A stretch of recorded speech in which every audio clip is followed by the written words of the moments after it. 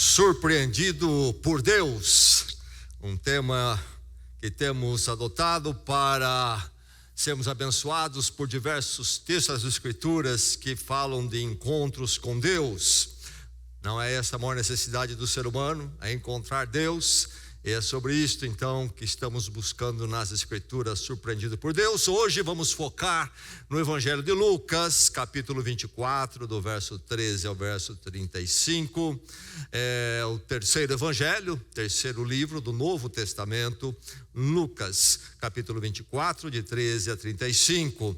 Pensando em surpreendido por Deus, há um verso na Bíblia que nós temos lembrado enquanto ouvimos estas mensagens, que fala da presença de Deus. No Salmo 139, temos ali o verso 5, aliás, o Salmo 139 todo é sobre a presença de Deus, da qual ninguém pode fugir. E no verso 5 diz: tu me cercas por trás e pela frente e pões a tua mão sobre mim. Vamos dizer o verso juntos? Tu me cercas por trás e pela frente e pões a tua mão sobre mim. O Salmo fala da verdade desse Deus eterno, vivo, que nós não podemos estar ausentes da presença dele. A questão é se o nosso coração está afinado, está em comunhão com ele, e então temos a percepção da presença dele. Vamos aprender mais sobre isto olhando hoje no Evangelho de Lucas, capítulo 24, do verso 13 ao verso 35.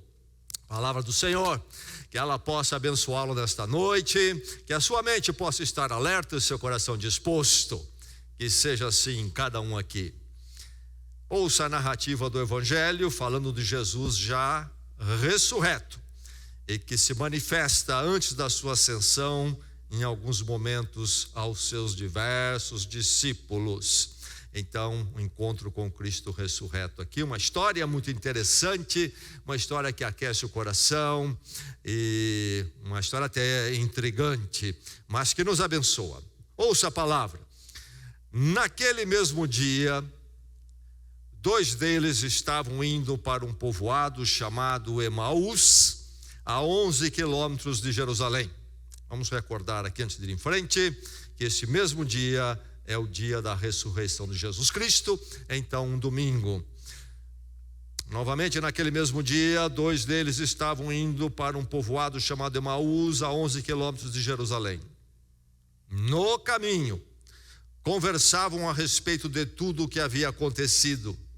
Enquanto conversavam e discutiam, o próprio Jesus se aproximou e começou a caminhar com eles, mas os olhos deles foram impedidos de reconhecê-lo. Ele lhes perguntou: sobre o que vocês estão discutindo enquanto caminham? Eles pararam com os rostos entristecidos.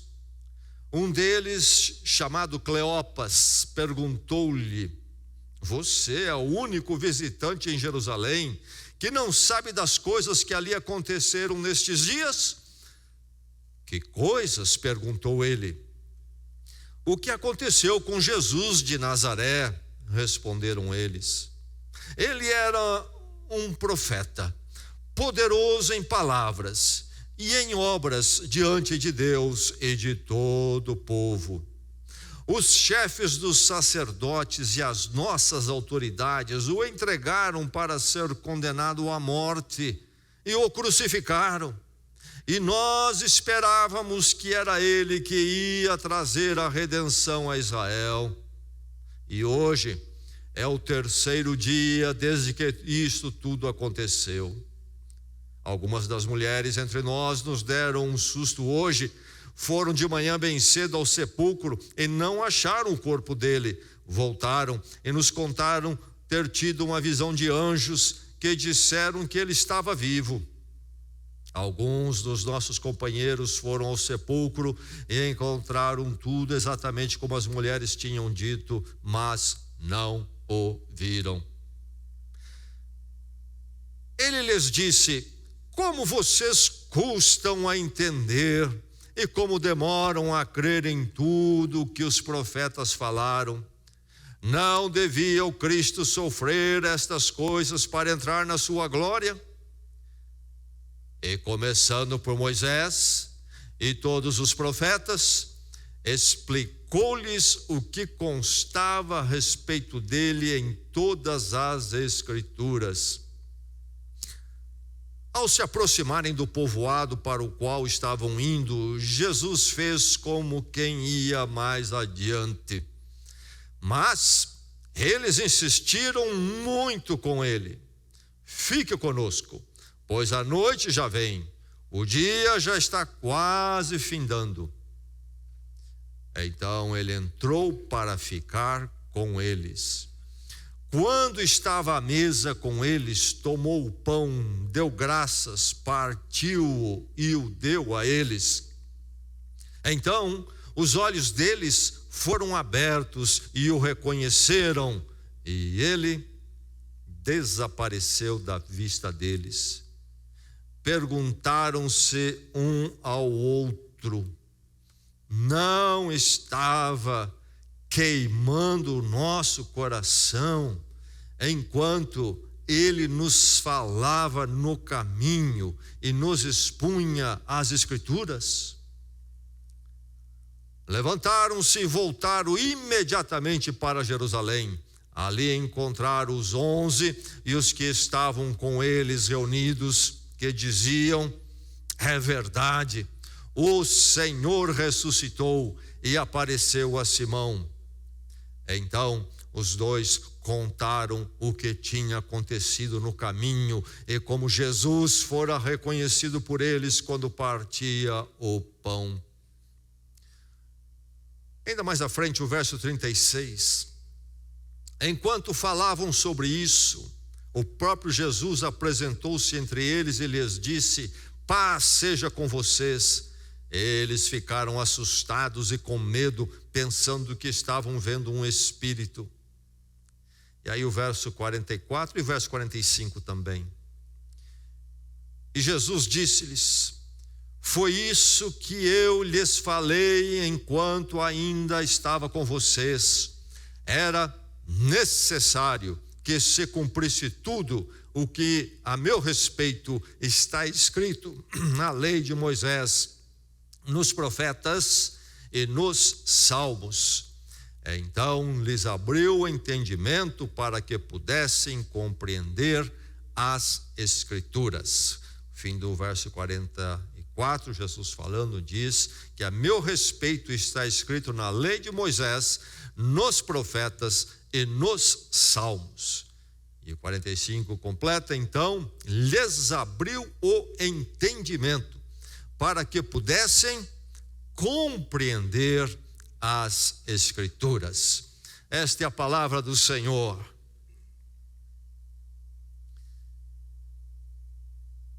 Nos filmes ou desenhos antigos do Super-Homem, na minha infância, havia a vinheta do surgimento do Super-Homem, e ele se manifesta como? Voando através ali acima das pessoas, no céu, não é? Entre as nuvens, um fenômeno, um homem voando por si mesmo.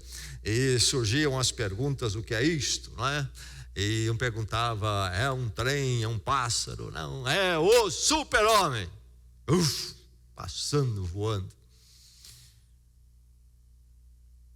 Talvez alguns de nós gostaria de ver a presença de Deus ou conhecer a Deus como a imaginação ali do desenho e até de filme fez com o Super-Homem. Um tipo de fenômeno assim, momentâneo, de algo espetacular. E aí nós diríamos: aí está Deus. Agora nós vimos Deus, nós cremos em Deus, encontramos-nos com Deus.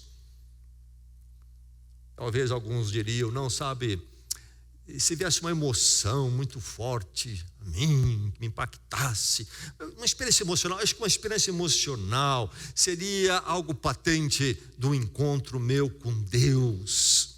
Talvez alguns apelariam para o caminho dos milagres. Se eu ver uma pessoa deficiente de nascença e de repente ser curada, aí sim vi Deus, acredito em Deus, e minha fé está firmada agora. E poderíamos ir mais longe, talvez, se eu for lá no cemitério de Bragança e de repente, num daqueles sepulcros, alguém sair de lá, aí eu vou dizer, não, agora encontrei Deus, com essa ressurreição aqui, etc.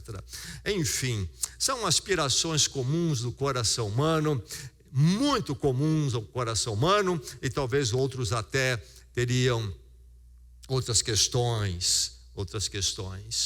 Há muitos que colocam até críticas em relação à fé em Deus e não crer em Deus, ou por dizerem que não há evidências suficientes, etc. Como se encontrar com Deus? Como é possível encontrar-se com Deus? Saber que conhecemos a Deus, que temos nos encontrado com Ele. Qual é o caminho? Qual é a forma? Aqui está a experiência de Emaús. Encontre-se com Deus em Emaús. Que surpresa! 2 andando pelo caminho, indo de Jerusalém para Emaús. Não se sabe com certeza a localização. Há 3 possibilidades para Emaús. E uma delas se encaixa mais com o texto, se crê melhor, com mais convicção que aquela localidade, aquela vila, pequeno vilarejo, aliás, seja Emaús. Mas este não é o que há de mais relevante. A localização histórica de Emaús é citado inclusive pelo historiador judeu que trabalhou para os romanos, Joséfos, a localização de Emaús. Lá escreveu ele, Joséfos, no 1º século sobre isto. Mas a questão não é a cidade em si, mas o que acontece nesse caminho e quando chegam a esse lugarejo em particular. Este momento, quando eles estão caminhando então de Jerusalém, é ali o fim de semana onde a Páscoa é celebrada pelos judeus. E quando Jesus então foi crucificado, na sexta-feira, e agora no domingo, eles estão retornando ou indo para Emaús, provavelmente retornando, mas entende-se também que, como era Páscoa, Jerusalém ficava sobrecarregada, pessoas vinham de tantos lugares, e então depois de cumprir ali a celebração da Páscoa, procuravam lugarejos para hospedagem, fora de Jerusalém era mais fácil, e fora também daquela superlotação. Enfim, eles estão indo para Emaús, e eles são pessoas que seguiram a Jesus Cristo. Um deles, temos o nome aqui, não sabemos mais nada sobre ele, mas pela referência aqui em Lucas, quer dizer que a comunidade que recebe, ali as igrejas que recebem o Evangelho de Lucas, conheciam, ele deve ter tido uma relevância, uma importância para a igreja. Mas eram discípulos de Jesus Cristo, e eles voltam e estão ali tão confusos, estão ali desanimados, desacreditados, e de repente, então, chegam a Emaús e à mesa, no partir do pão, se deparam com Jesus diante deles. Que surpresa! Surpreendidos por quem? A presença de Deus em Cristo ali diante deles.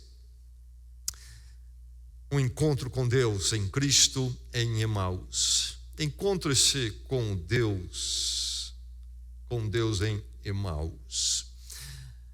Encontre-se com Deus em Emaús no testemunho da palavra. Nós temos aqui esses 2 muito parecidos comigo e com você. Alguns desafios para o encontro com Deus ali.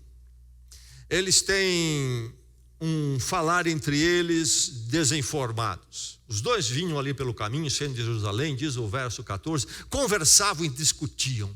E aqui se discutir é realmente falar e ouvir, e argumentar e contra-argumentar. Verbo que fala dessa interação forte. Mas essa fala deles, esse debater deles intenso, não foi suficiente para esclarecer. Pelo contrário, esse grande debate deles levava eles a ficar mais fincados naquele buraco sobre, então, não deu nada A revelação de Deus em Jesus Cristo foi um engano, uma desilusão, etc, etc.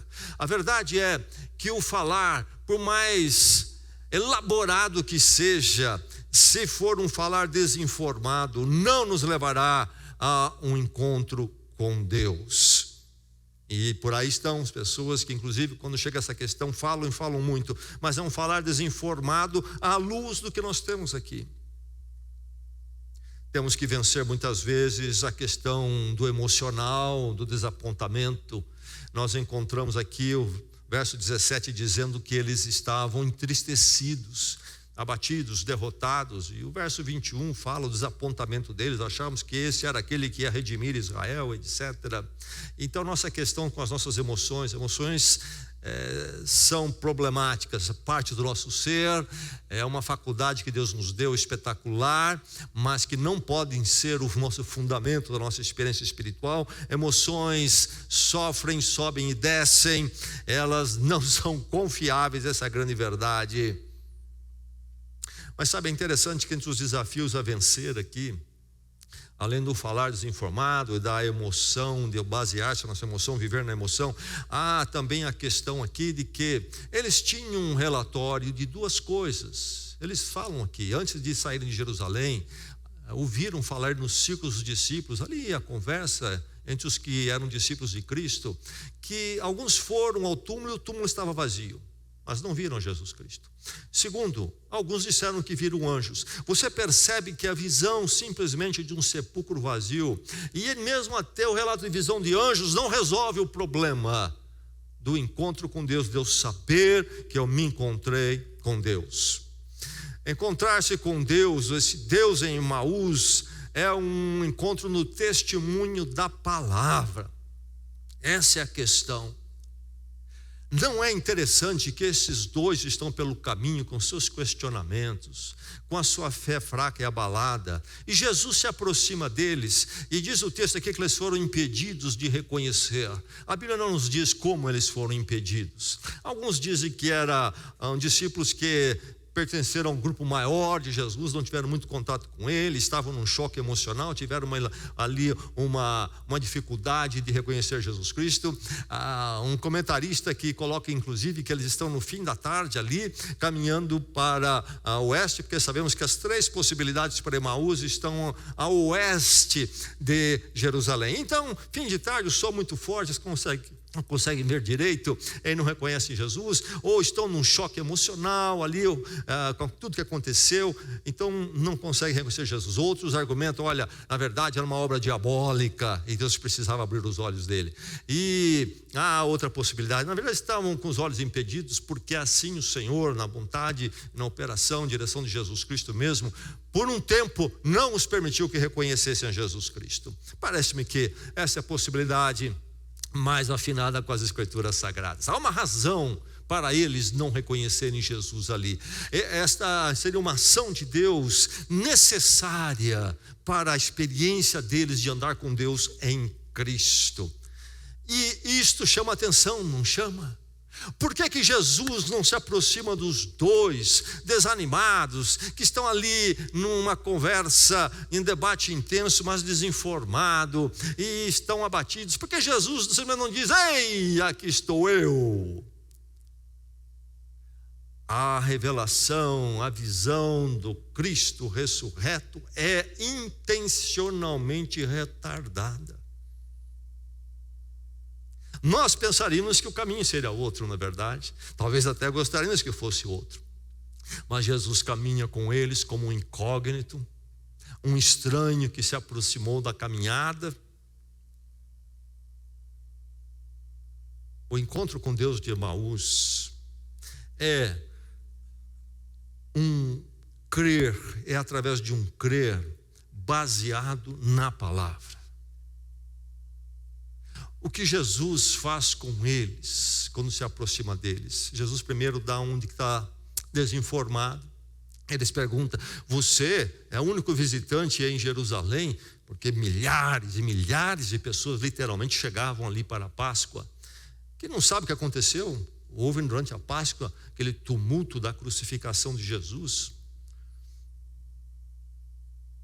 E Jesus, então, depois de agir como um desinformado, começa a explicar a eles o que no verso 25. Começa a explicar a eles, dentro da palavra, quem era Jesus Cristo e por que ele morreu, etc. E aqui nós temos, no verso 13, no verso 35, um termo para a palavra, Moisés e os profetas, isto é, Moisés seria os 5 primeiros livros, depois os proféticos, mas como nós avançamos lá para o verso 45, fala dos salmos também, e Jesus então explica através de Moisés, isto é, dos 5 livros, o Pentateuco, os profetas e os salmos, que aí incluiria a terceira parte na divisão judaica, que seriam os escritos. Então eles falavam de Moisés, ou lei, a lei, os profetas e os escritos, que incluíam os salmos, provérbios. E então, o que acontece? Jesus toma a palavra de Deus do Velho Testamento, que era a palavra que então estava presente naqueles dias, antes do Novo Testamento ser nos dado. E ele então vai levá-los a um crer baseado na palavra, não crer na visão física de Jesus Cristo, através dos olhos físicos. Jesus vai trabalhar a fé deles, o encontro com deles com Deus, através da palavra, de um crer na palavra. E depois, e somente depois, que eles ouvem a palavra de Jesus Cristo, e que então a questão toda ali da morte de Jesus, etc., e parecia um fracasso, e Jesus mostra que não é, somente aí, na hora do partir do pão, de repente, é dado a eles reconhecer Jesus ressurreto. E ao mesmo tempo que eles reconhecem Jesus ressurreto, na mesma hora, Jesus se vai. O que sobrou para eles? Sobrou a palavra. Eles permanecem no Deus que se encontra na palavra. O encontro com Deus, segundo o plano de Deus, é dado através da palavra. Deus não vai se encontrar comigo e com você nos nossos termos. Nós não vamos impor a Deus os termos para o encontro com Ele. É Ele que coloca, Ele que dá o meio, a revelação da sua palavra. É o que Jesus faz com eles. Esse encontro com Deus em Emaús é um encontro no testemunho da palavra. Aquilo que Deus tem nos dado. É assim que nos encontramos com Deus. Não há outro meio. Esse é o meio, é a palavra, o testemunho da palavra, o que a palavra diz. Encontre-se com Deus de Emaús, então, lembrando-se disto. Não será o super-homem cruzando os céus. Nem mesmo o Cristo ressurreto é revelado primeiramente a eles. Primeiramente, eles recebem um banho de palavra de Deus. Primeiramente, eles recebem uma tremenda aula da palavra de Deus. Eles são levados a se voltarem para a palavra, saírem daquela conversa deles muito quente, quem sabe com argumentos muito elaborados, mas que os mantinham derrotados e desacreditados, e Jesus os leva para uma mente informada pela palavra, não informada por eles mesmos. Encontre-se com Deus em Emaús, do testemunho da palavra, e aí então, se é no testemunho da palavra, é no Jesus da palavra.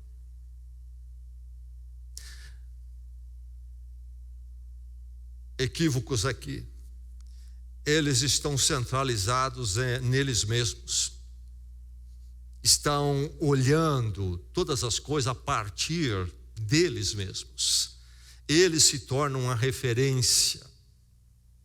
E eles também têm o equívoco de ficarem se baseando em impressões e análises incompletas. E aí então Jesus virou um fracassado. Eles ficaram a partir de si mesmo, olhando através deles mesmos as situações, as questões. Eles chegaram a um Jesus desfigurado, a um Jesus distorcido. Esse é o problema sempre quando nos afastamos do testemunho da palavra, ou quando consideramos menos o testemunho da palavra. Este é um dos grandes caminhos para o desvio da ortodoxia cristã, para se perder o cristianismo histórico revelado. Começa-se a olhar a fé cristã a partir de um outro ângulo que não é a partir do próprio testemunho da palavra. Começa-se a olhar a palavra de Deus através do quê? Da própria humanidade, do conhecimento humano, ou através da cultura humana. A cultura vai interpretar a palavra, e aí todo tipo de equívoco acontece e vai se perdendo o verdadeiro Jesus Cristo. Jesus Cristo começa a ficar desfigurado. É preciso então encontrar-se com Deus no testemunho da palavra, e esse encontro com Deus no testemunho da palavra é no Jesus da palavra. Jesus definido, não por mim e por você, pela cultura, pelos nossos sentimentos, emoções, pela nossa elaboração de um debate profundo, muito capacitado na mente humana. Não. O Jesus que nós conhecemos pela definição da palavra, vida e obra de Cristo pela palavra. Quem ele foi, o que ele fez, quem ele é, pela palavra. Esse Jesus, então, que é o Jesus da palavra de Deus. Nós encontramos aqui Jesus sendo referido como Jesus de Nazaré, o verso 19. Um nome que fala muito da humanidade dele. O Jesus que cresceu na cidade de Nazaré. Cresceu ali, veio de lá. Ele nasceu em Belém, mas cresceu em Nazaré, conhecido como Jesus de Nazaré. Mas se ele é chamado de Jesus de Nazaré no verso 19, no verso 26, ele é chamado de o Cristo. E aí nós já temos uma visão mais completa. Realmente, Jesus verdadeiro homem, Jesus de Nazaré. Mas agora o Cristo, aquele que aparece em todo o Velho Testamento, o Cristo, o Messias, aquele que haveria de vir. Temos acompanhado o livro de Isaías aos domingos. Então nós vamos encontrar em Isaías fala sobre este servo sofredor, mas que também é o Cristo de poder e glória. E por isso no verso 33 aí eles se referem a ele como o Senhor. O Senhor, Jesus de Nazaré, o Cristo, o Senhor. Veja, é o Jesus que vamos encontrando na palavra, e não através das nossas próprias concatenações, das sabedorias culturais e nem das impressões de análise incompletas. Olha, nós vimos que ele foi crucificado, achamos que era esperança, não é mais, cadê? E sumiu, o túmulo está vazio, acabou. As minhas impressões vão definir. Não. É a partir da palavra. O Jesus que eu conheço na palavra, que é o Jesus de Nazaré, é o Cristo e é o Senhor, soberano sobre todas as coisas. E, inclusive, a redenção de Israel está sobre eles. A questão deles nós já achávamos, diz no verso 21, que ele era aquele que ia trazer a redenção a Israel. Novamente, pensando em Isaías, você tem ouvido aqui aos domingos como Isaías fala muito sobre a questão da redenção, resgate. E Deus falando através do profeta Isaías, dizendo: eu resgatei Jacó, eu resgatei Israel. O Deus da redenção. Nós achávamos que Deus vinha para redimir. Cristo era este, o Jesus de Nazaré era este. E Jesus, vendo a confusão deles, confusão que vem através da sua análise a partir de si mesmo, das suas impressões, ele vai à palavra para mostrar que realmente ele era a redenção, que haveria de vir e veio. E Jesus vai mostrar no verso 26 que a obra dele de redenção de Israel e nossa então envolvia o que? Um sofrer, um ressuscitar. Está óbvio no texto. E no verso 26 fala também de entrar na sua glória. Veio como um servo sofredor para aquela morte que eles viram em Jerusalém. Mas não é o fim. Jesus, segundo a palavra de Deus, haveria de passar pelo sofrer antes de entrar na sua glória, então a sua ressurreição para todos sempre vitorioso. Aí está o Jesus da palavra. Era necessário sofrer. E aí vamos lembrar, a redenção que exigia um sofrimento. Isso fala sobre a nossa condição diante de Deus. Por que sofrer para a redenção? A Bíblia ensina claramente, o Jesus da palavra, a morte dele é pelos nossos pecados. Nós carecemos do encontro com Deus porque nós estamos separados, o nosso pecado nos bloqueia para não termos acesso a ele, mas é nele, no sofrimento dele, que há a redenção de Israel, a nossa redenção. E aí, redimidos por ele, vivemos com o Cristo ressurreto, não somente ressurreto, mas um Cristo em glória, segundo o verso 26. No Jesus da palavra você tem o encontro com Deus em Emaús, não em qualquer outro lugar.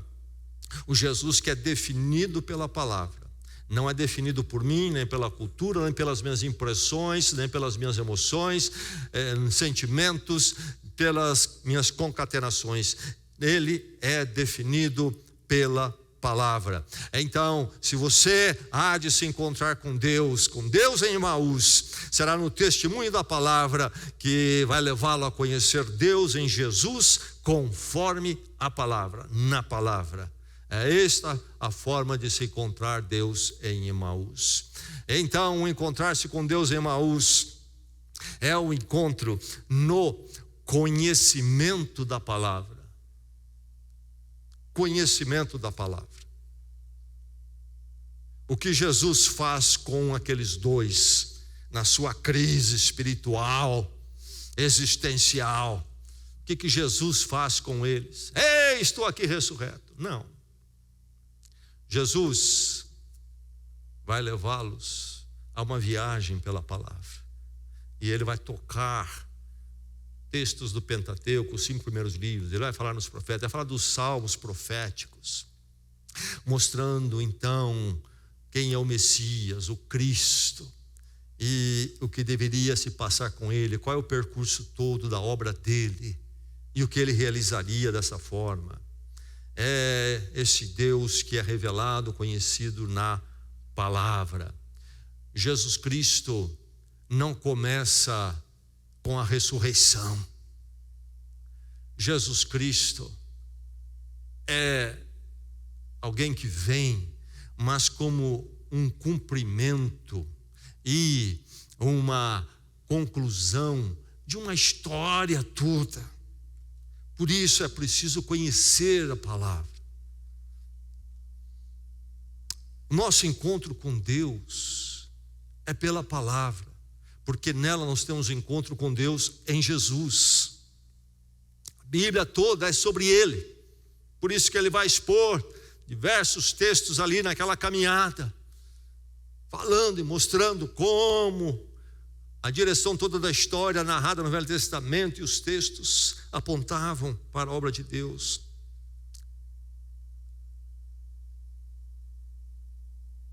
Se você for a um culto católico romano, denominado de missa, qual é, segundo o pensamento católico romano, a essência, centralização da presença de Deus no culto católico romano?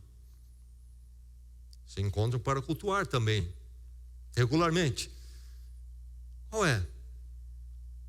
É a hóstia. É a hóstia. Porque na teologia deles, há um momento ali, quando a hóstia se torna o verdadeiro Cristo, através da doutrina da transubstanciação, aquilo que era apenas ali um pão, uma forma de uma bolacha, se queremos chamar assim, farinha apenas.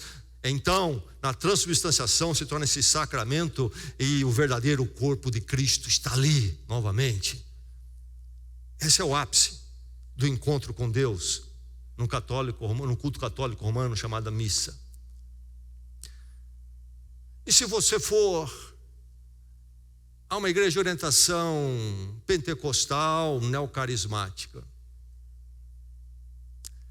em geral, na maior parte, e no pensamento deles, o encontro com Deus se dará através de algum fenômeno observável.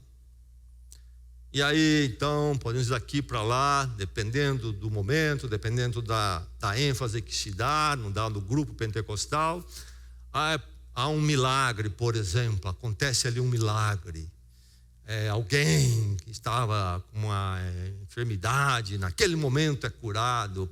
E aí, então, diz: Deus está aqui, vimos Deus, estamos apresentando, encontramos com Deus aqui. Ou pode ser através das revelações, visões. O pastor diz: olha, estávamos orando aqui, vi anjos aqui voando sobre nós, etc. Ou então uma palavra profética, tem algo para dizer que vai acontecer, etc, etc.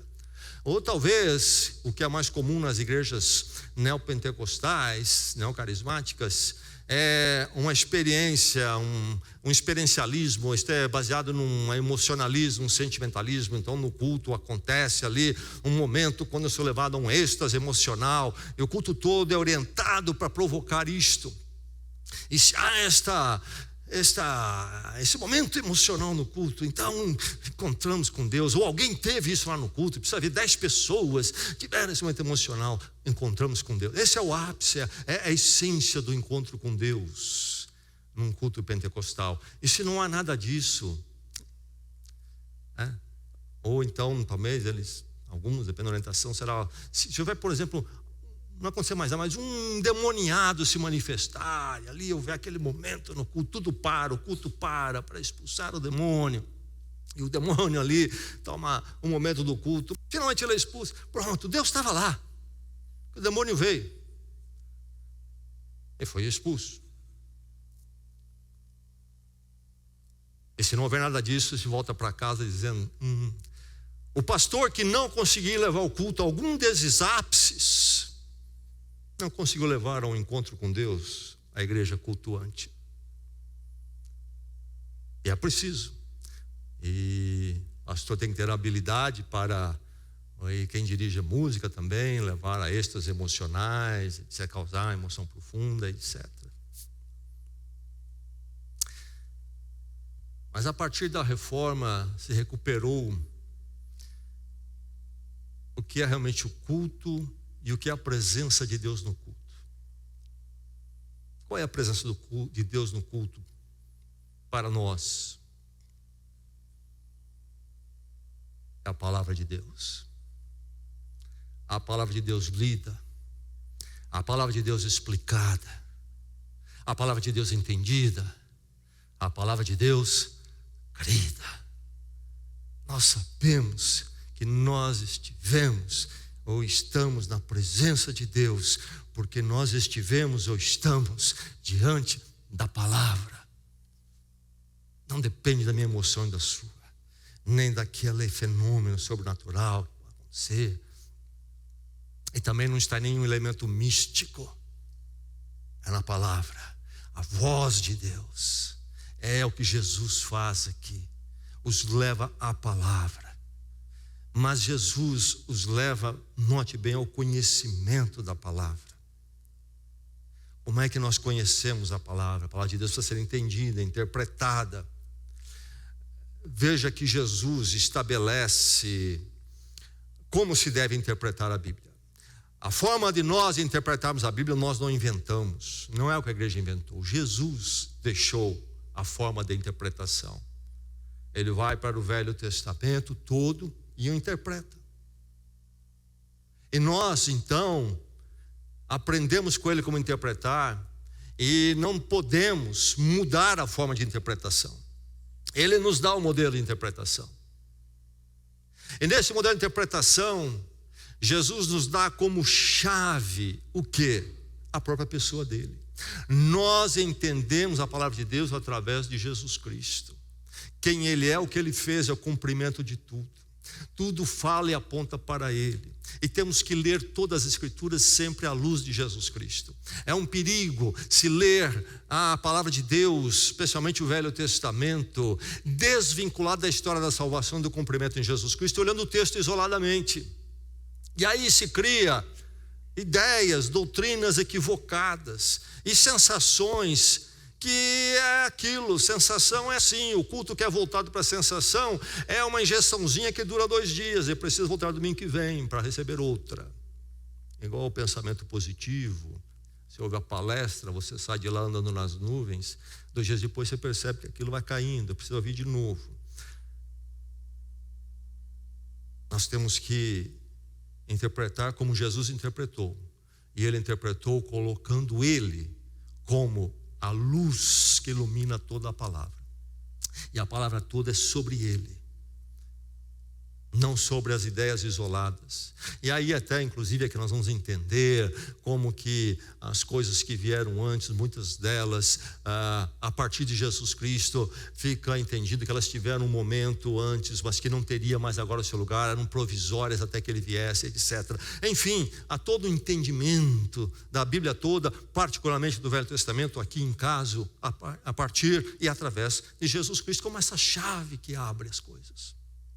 Abre nossa compreensão, nos aponta a nossa forma de entender a palavra.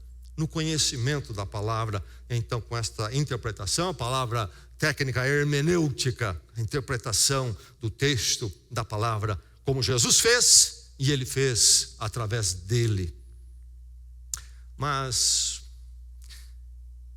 esse encontro com Deus em Emaús, no conhecimento da palavra, exige uma disposição de aprender a palavra e de ser ensinado pela palavra.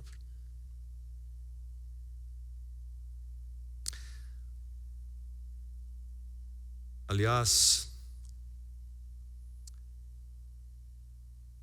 a palavra de Deus, o conhecer dela, deve ser minha preocupação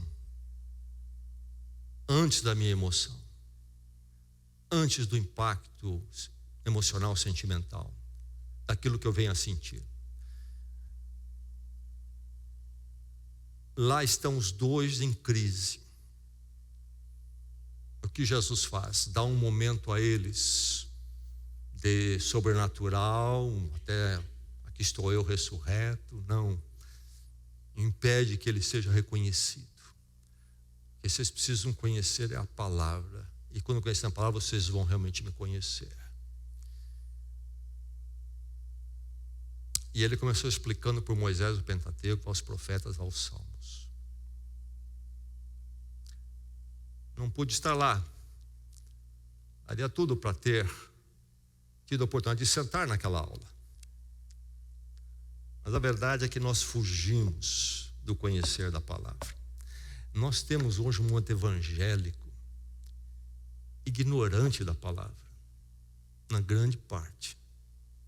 E pregadores que, conhecedores ou não, preparados ou não, talvez preparados até, mas que evitam realmente o ensinar a palavra, o pregar, proclamar a palavra. Usam a palavra, abrem um texto, sim, mas fica mais como um pretexto para ideias que interessam ao momento humano.